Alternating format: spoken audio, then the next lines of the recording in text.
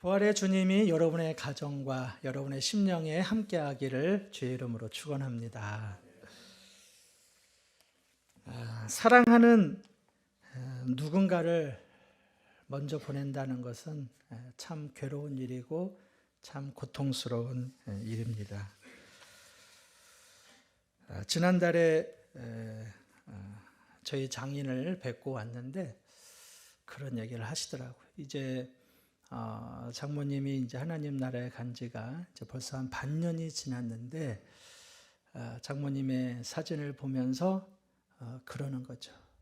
여보, 하나님 곁에 있는 것도 좋지만 하나님께 이야기하고 잠깐만 좀 외출하면 안 되겠나? 잠깐만 집으로 오면 안 되겠나? 그러면서 눈물을 흘리시는 것을 배웠습니다. 사람에게 있어서 가장 스트레스가 배우자의 죽음이라고 말하지 않습니까?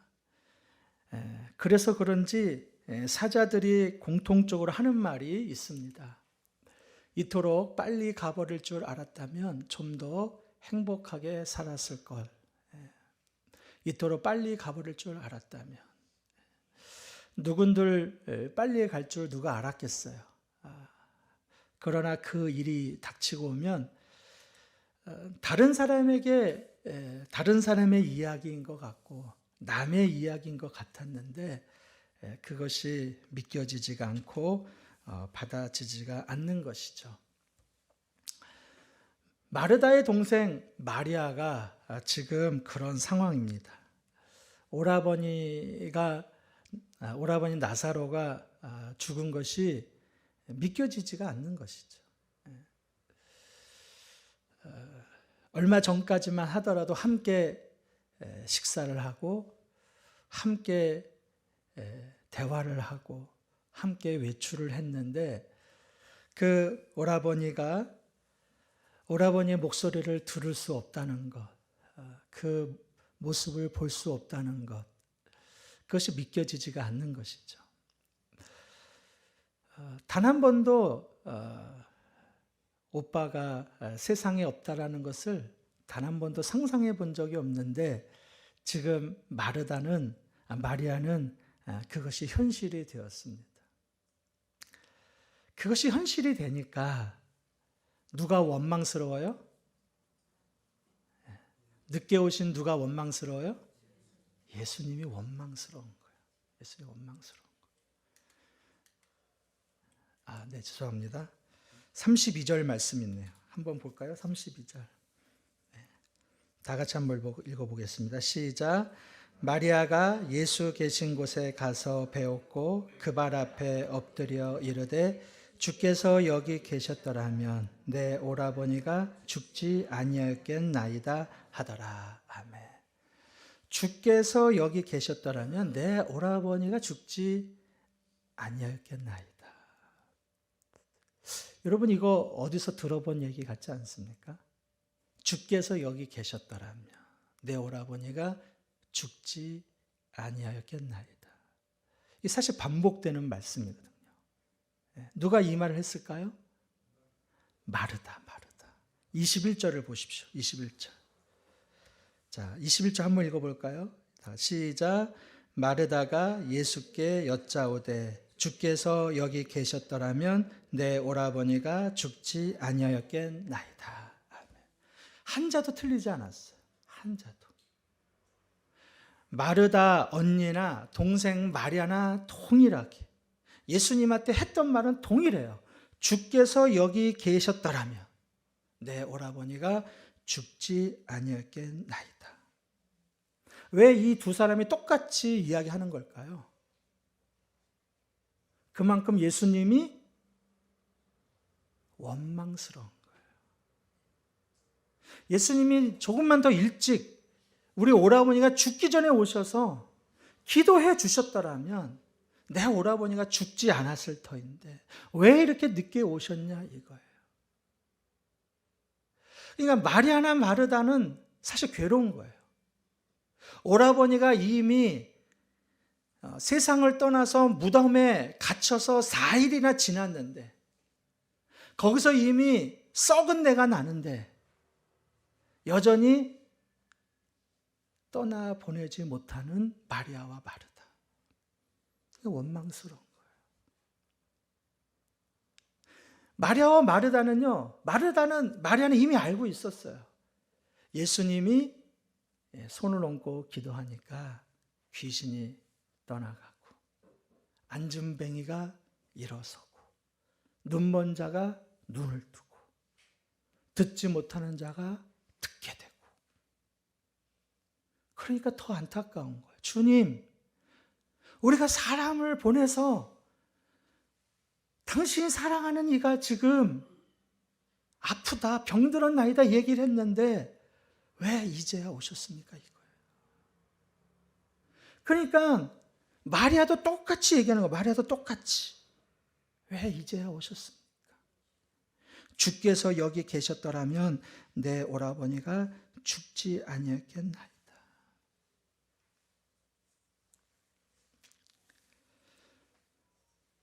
그런데 이렇게 울면서 얘기하는 마리아, 그리고 주변에 있는 사람도 안타까워서 함께 울고 있는 것이죠. 그런데 이런 이들을 보면서 예수님도 우시는 거예요. 35절이죠. 한번 읽어볼까요? 시작. 예수께서 눈물을 흘리시더라. 아멘. 원문에 보면은 예수님이 우시더라 이렇게 되어 있어요. 예수님 우시더라.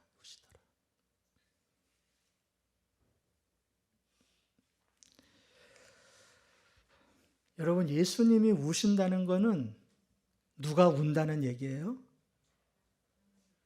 하나님이 운다는 얘기예요. 여러분, 이게 이해가 됩니까? 저는 나는 신이다라는 그 넷플릭스에 그걸 보면서 굉장히 화가 나더라고요. 너무 화가 났어요. 그들이 하나같이 병든 자를 고치고 하나님이 그 많은 능력을 주셨는데 나중에는 자신이 메시아라는 거예요. 온갖 더러운 건 다 있더라고 거기. 그게 어떻게 메시아일 수 있어요? 신성 모독도 그런 모독은 없죠. 그들은 분명히 하나님의 심판을 받습니다. 마지막 편에 만민중앙교회 이재롱 목사 얘기 나오더라고요. 이미 목사로서 파면당했습니다. 근데 점점 갈수록 제가요 뒤에 보니까 하늘이 이렇게 쭉 있고요, 온갖 빛이 있고 천사들이 있어요. 그리고 그 이재롱 목사 옆에서 어떤 여신도가 지금 목사님 위에 하나님이 앉아 계십니다. 하나님이 웃고 계십니다. 아니, 이런 망발이 어디 있어요? 이재룡 목사가 앉아 있는데 하얀 의자에 하얀 천에 의자가 3개가 있는 거예요. 하나, 둘, 셋. 세 번째에 누가 앉아 있어요? 이재룡 목사가 앉아 있어요. 뭘 얘기해요? 성부, 성자, 자기가 성령이래요. 참 말도 안 되는 얘기죠. 근데 오늘 본문에 예수님이 눈물을 흘리시더라. 예수님이 우시더라. 아니, 하나님이 왜 우실까? 하나님이 우시는 이유가 과연 무엇일까? 여러분, 우리야 연약하잖아요. 그죠? 우리는 연약하고, 우리는 나약하고, 우리는 부족하고, 우리는 유한하잖아요. 하나님은 전능하신 분이에요. 하나님은 무소부재하신 분이에요. 하나님은 모든 것을 다 알고 계시는 전지하신 분. 그 하나님은 영원하신 분. 근데 왜 그 하나님이 우실까?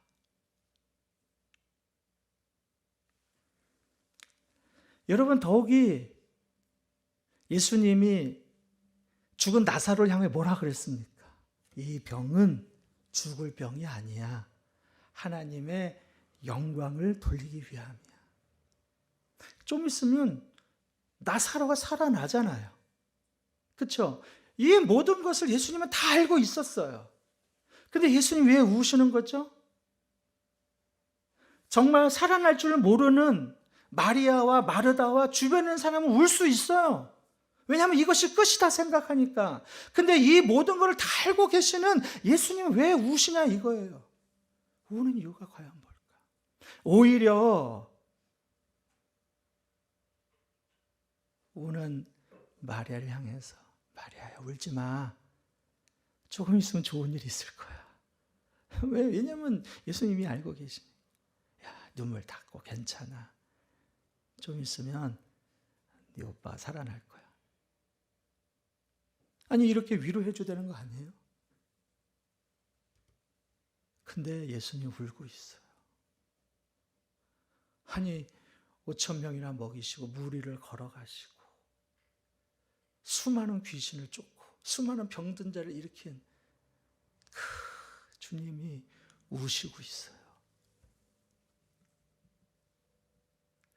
어떤 목사님은 예수님을 생각하면 어떤 그림이 그려지냐 이렇게 물어보니까 어떤 분은 예수님 활짝 웃는 모습 이런 모습이 그려진다고 하지만 그 목사님은 예수님의 눈이 퉁퉁 풀어 있는 것이 느껴진다.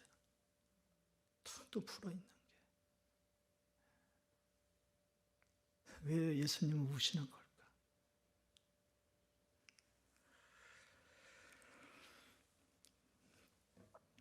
저는 이 말씀을 계속 묵상하면서 좀처럼 이해가 되지 않았습니다. 그래서 말씀을 다시 읽고 다시 묵상하고 그랬더니 33절에 보니까 알겠더라. 33절. 우리 다 같이 한번 읽어볼까요? 다 같이 시작.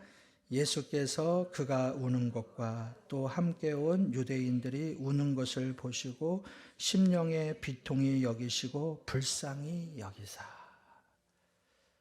예수님이 눈물을 흘리시는 이유, 예수님이 우시는 두 가지. 그 첫 번째는 뭐냐? 바로 비통한 마음. 비통한 마음이 들었어요. 두 번째는 어떠한 마음이냐? 불쌍히 여기는 마음. 불쌍히 여기는 마음. 비통한 마음이라는 게 뭘까? 비통함이 뭘까? 사전을 찾아보니까 헬라어에 이렇게 보니까 원문이 있는데 비통히 여기셨다라는 뜻은 마음에 분노하셨다. 마음에 분노하셨다. 그러면 우리는 이런 생각을 해요. 왜 예수님이 분노하셨을까? 우는 마리아, 마르다, 우는 사람을 보면서 분노하실 이유가 뭐가 있죠? 저는 드라마 볼 때 여자들이 우는 게 제일 싫어요. 그래서 저는 드라마를 안 봅니다. 저는 우는 여자 별로 안 좋아해요. 술 먹고 우는 사람은 더 안 좋아해요. 더 싫어합니다. 꼭 술 먹으면 우는 사람이 있어. 정말. 예수님이 분노하실 이유가 뭐가 있을까? 예수님은 분노하셨다. 마음에 분노하셨다. 왜 분노하셨을까? 그것은 인간의 그 고통, 인간을 두렵게 하고 절망에 빠뜨리는 그 사망의 권세. 그 사망이 뭐기 때문에 우리 인간들, 하나님의 형상을 따라 지음받은 인간들이 저렇게 절망하고 저렇게 고통스럽고 저렇게 슬픔 가운데 있고 저렇게 아파하는지. 그 사망의 권세를 보면서 예수님 분노하셨어요. 여러분, 결국 사람을 죽게 하는 것은 다른 것이 아니라 바로 죄이지 않습니까? 죄의 싹은 곧 사망이라. 질병으로 죽는 것도 아니고 노환으로 죽는 것도 아니고 사람이 죽는 것은 다 모양은 다르지만 이유는 단 한 가지. 바로 죄 때문에 죽는 거예요. 예수님은 그 사망의 권세, 죄의 권세가 너무도 화가 나셨어요. 인간을 왜 죽게 하는지. 여러분, 아무리 과학이 발달하고 의학이 발달한다 하더라도 여러분, 죽음은 정복하지 못하지 않습니까? 불로장생을 외치는 수많은 사람들, 온갖 좋은 거는 다 먹은들 그 사람들이 살아있는 걸 보지 못했어요. 부귀 영화를 누리는 사람들, 온갖 좋은 건 다 먹고 그렇게 열심히 운동하고 그렇게 열심히 관리한다 할지라도 100년을 넘기지 못하는 사람들. 여러분, 인간의 죽음의 원인은 질병이나 노환이 아니라 바로 죄 때문이죠.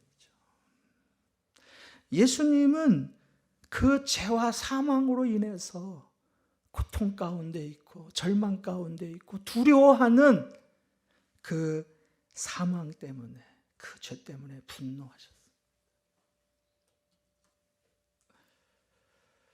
여러분, 핸드폰 때문에 아이들과 많이 싸우죠. 저도 그랬던 것 같아요. 초등학교 고학년이 되고 중학년이 됐는데 핸드폰을 못 놓는 거예요.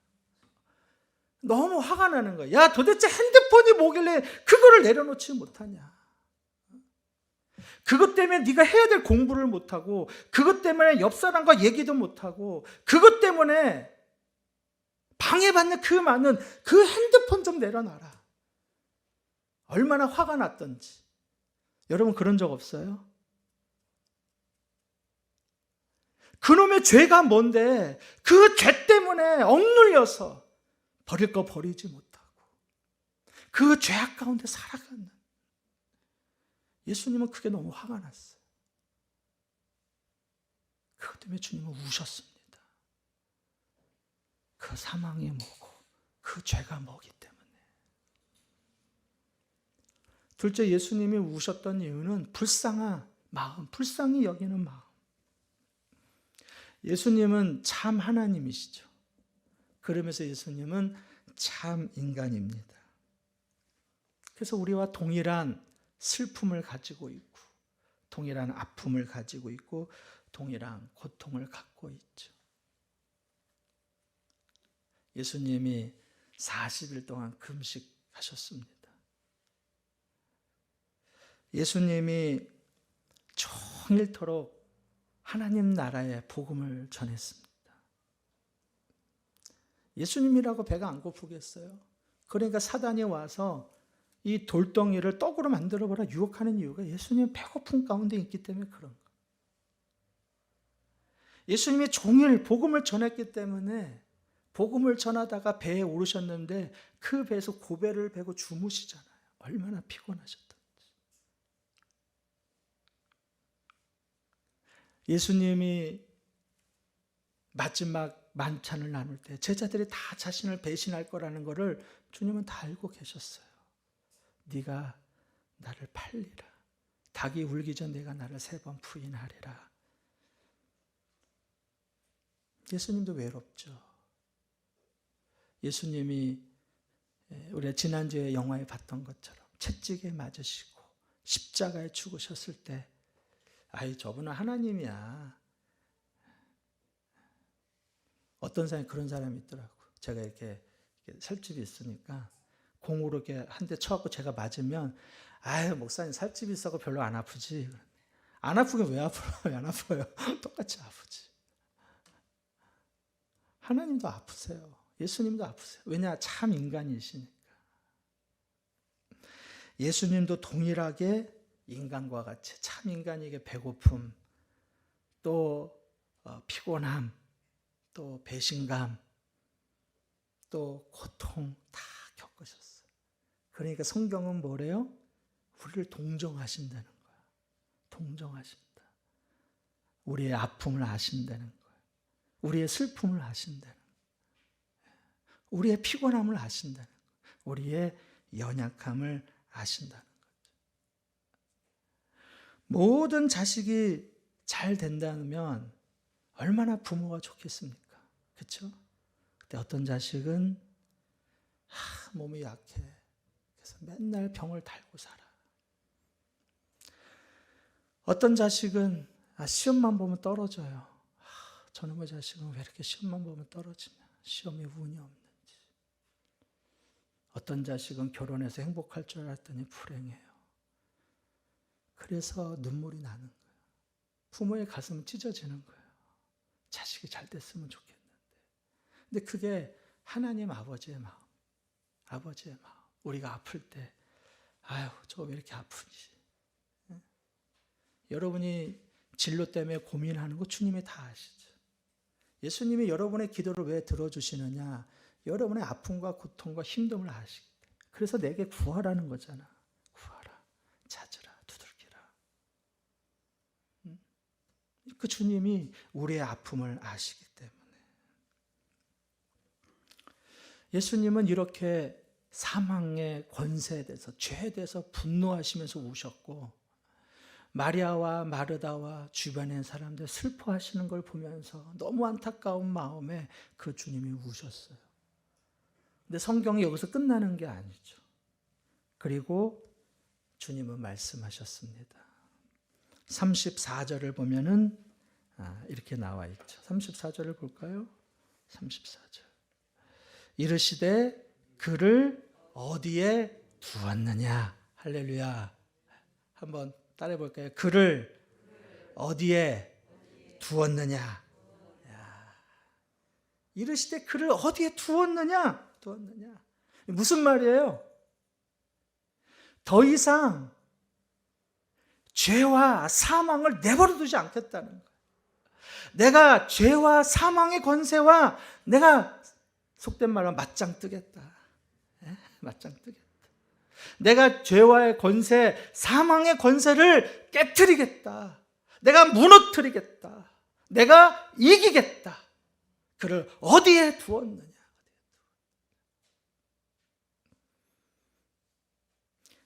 예수님은 25절과 26절에 보면 뭐라고 했느냐?